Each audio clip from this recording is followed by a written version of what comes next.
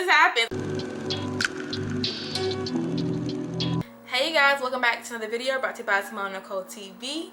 Period. If you haven't subscribed, make sure you do so you can join the family. Make sure you push the notification bell also, that way you are notified when my videos come out. So in this video, based on the title, I'm going to be talking to you guys about the pros and cons of my Louis Vuitton bag. Now my camera about to die. After all this, my camera about to die. Don't take my shower. That's the sign. Now my camera about to die. You up there trying to look through clothes. Honey. I hate when this happens. It's like I should just put it on the charger every night at this point. So now I'm gonna put my camera on the charger, still have the energy to record. It's all right, we're gonna work it out. Okay, I am back. All right, charge my camera and now we're ready to get things rolling. I'm planning to do a giveaway when I hit at least 500 subscribers. So if you wanna be able to win a designer item, go ahead and subscribe. That way I can go ahead and get my giveaway started and I can do my first giveaway for you guys, because I really want to show you guys my appreciation for you guys subscribing to my channel and being here along with my journey. So if you already are subscribed, you already know that I do videos on locks and travel and style and health. So you know I got a whole fitness journey going on. I got all kinds of things going on right now. So this video is going to be about my Louis Vuitton bag, my Damier Ebene Keepall bandolier. So here it is. I already have a video on my channel about the reviews of this bag, so if you have not seen that, I'll go ahead and link it up at the top of this video. That way you can click on it. If you want to pause this one and go watch that and come back, you can do that, girl. I'll be right here when you get back. Girl or boy. Let me give you a good look at it. On the last video that I made for this bag, I had a subscriber comment on wanting to see the dust bag, so I did not show it in the review. So here is the dust bag. This is how it looks. It says Louis Vuitton on it. And then it also has the sticker on the back. So yeah, it's a pretty big dust bag with a flap.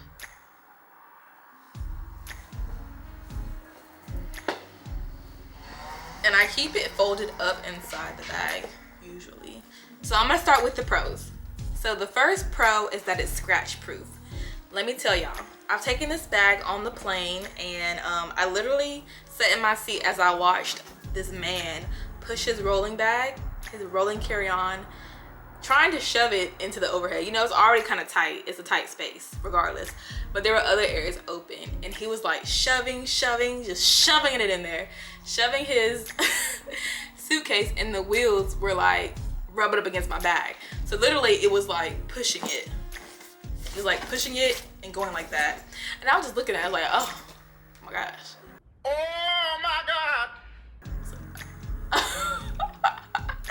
But like, it's a bag, so it should be able to handle it, and it did. I took it out whenever we landed. I took it off the plane and I was like looking at it, trying to examine to see if it survived that traumatic experience that it went through, and the bag is perfectly fine. Like, there's no scratches on it from him shoving his suitcase against the bag, which is good because it's a bag and you spend a lot of money on something like this, a designer luxury item. You should be able to handle it and it should be able to last. It should be able to last, in my opinion. Like, what's the whole point? Why are we paying the money for it if it's not durable? So yeah, that's my first pro, scratch proof. My second pro is that it's waterproof. You don't have to worry about this getting wet. You don't have to worry about anything being spilled on it, whether you're traveling in a vehicle, traveling on the airplane, in a train, wherever, because it's gonna come right off. It's gonna come right off. There's no facetta that you have to worry about because it's all this canvas, the brown canvas. So that's one of the pros of having any Louis Vuitton bag that's Damier Ebene. You don't have to worry about any type of oils from your hand or water from the rain getting on your bag, messing it up. My third pro is that it is big enough to pack everything you will need and more inside of it, and also take it on a flight as a carry-on. It fits any plane, any flight as a carry-on item. And this is the largest size that you'll be able to use on a flight as a carry-on, and it's the 55. in case you were wondering. So that's my top 3 pros when it comes to this bag. When it comes to the cons, I only have one.